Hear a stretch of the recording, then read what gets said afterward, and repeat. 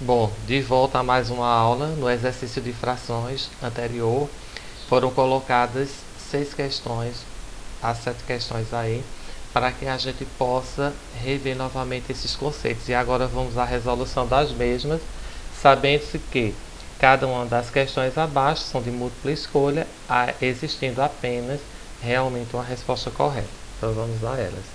Primeira questão é um conceito de fração, né? Tem a ver com a parte conceitual. Assinala a alternativa correta em relação a conceitos de frações. O numerador, letra A, representa as partes divididas de um todo. Letra B, o denominador localiza-se na parte superior de uma fração. Letra C, uma fração surge a partir de um inteiro. Letra D, o numerador surge antes do denominador. Veja, se nós analisarmos, a letra A diz assim: o numerador representa as partes divididas de um todo. Não, o numerador representa as partes tomadas de um todo.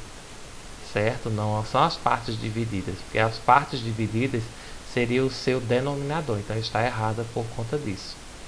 Letra B, o denominador localiza-se na parte superior de uma fração.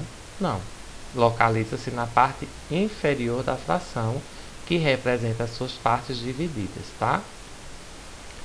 Uma fração surge a partir de um inteiro? Sim. Então é essa a resposta correta, porque a última não seria, porque diz aí, o numerador surge antes do denominador? Não, o denominador surge antes do numerador. Então seria a letra C. Uma fração surge a partir de um inteiro, porque para se fracionar um número é preciso que antes tenha havido uma quantidade inteira. Então, letra C é a resposta do primeiro. Segundo, qual a fração correspondente à parte pintada em relação à figura abaixo? Eu tenho esta figura com 2 círculos, elas foram divididas em 3 partes, ambas representam a mesma figura na realidade, sendo que ela está duplicada. Então aqui, o seu denominador será 3, obviamente, né? Então onde tem 3 é aqui e aqui, então será uma dessas duas, né? E a parte de cima será o numerador, que eu tenho 1, 2, 3, 4 e 5. Então, 5 partes pintadas diante de 3. Então, onde é que tem 5 terços? Letra C. Então, é essa a resposta correta, tá? Terceira questão. A fração abaixo é do tipo, veja, aparente, própria, imprópria ou equivalente. Aqui eu tenho o mesmo modelo anterior. Isso representa uma fração só.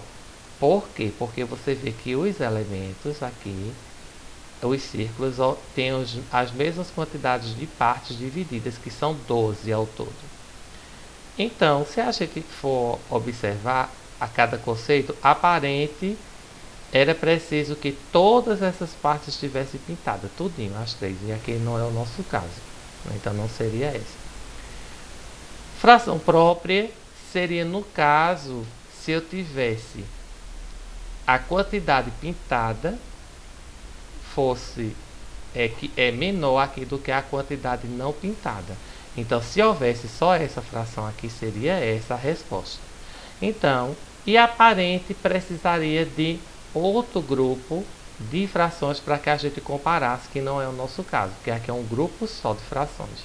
Então, resta dizer que é essa letra C, que é a imprópria. Por quê? Porque a imprópria é a fração em que o numerador é maior do que o denominador. Então, aqui eu tenho 12 partes que foram usadas. Aqui eu tenho mais 12, que já são 24 partes. Que com mais 5 são 29. Então, eu tenho 29 partes em cima e 12 partes embaixo. Então, essa fração aqui é imprópria, porque essa figura representa 29 sobre 12. E a fração imprópria é aquela em que o número de cima está maior do que o número de baixo. Quarta questão. Referente ainda à figura acima, qual o número misto correspondente à mesma. Na explicação da aula passada, eu coloquei para vocês que a gente observa todo o desenho para poder descobrir o número misto, né? Então, aqui, a gente primeiro vai observar quais figuras foram todas pintadas. Então, essa foi pintada toda e essa toda. Então, quer dizer que numa quantidade de duas inteiras, né? Representa duas figuras inteiras, todinhas foram usadas. Então, eu já tenho duas. E essa última fração eu tenho que descobrir. E aí, só eu contar quantas partes em vermelho eu tenho. Eu tenho 5, num total de quantas? De 12. Então, quer dizer que essa representa 5 sobre 12 e essas aqui representam 2. Então, o número misto tem que ser 2 na frente e depois 5 sobre 12 após esse 2. Então, vamos ver. Será qual? 2 na frente e 1/3? Não. 2 na frente e 6/12? Não. 3 na frente e 6/12? Não. 3 na frente e 5/12, veja que essa aqui, 5 sobre 12, corresponde a essa.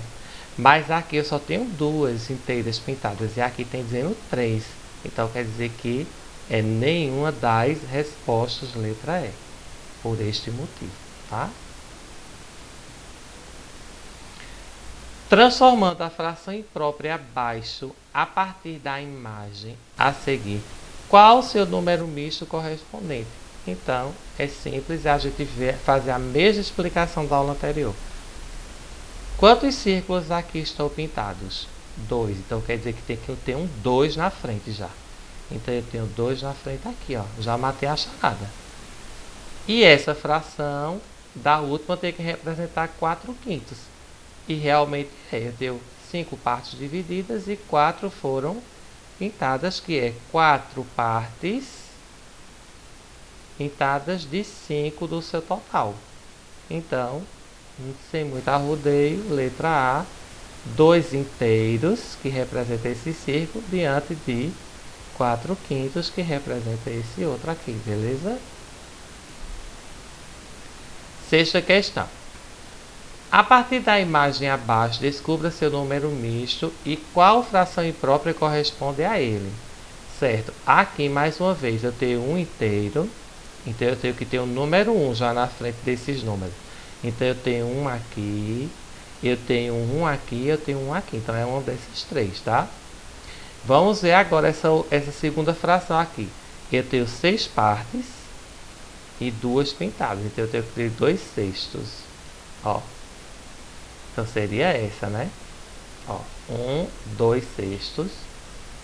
Eu tenho 1/6. E aqui eu tenho 2/6 também. Então, ou é essa, ou é essa. Elas estão iguais, tá vendo? Então, eu tenho que analisar agora como é que isso aqui se transforma numa fração imprópria. Porque eu descobri o número misto, que é 1/2/6. Fração imprópria seria... Eu ver quantas partes foram pintadas. Aqui eu tenho 6 partes, com mais 2, 8. 8 em cima e 6 embaixo. Onde é que eu tenho isso? Aqui. Então, 8/6 representa esse número misto aqui, que é a letra C. E aí, terminamos nossa correção deste exercício. Ok? Até a próxima.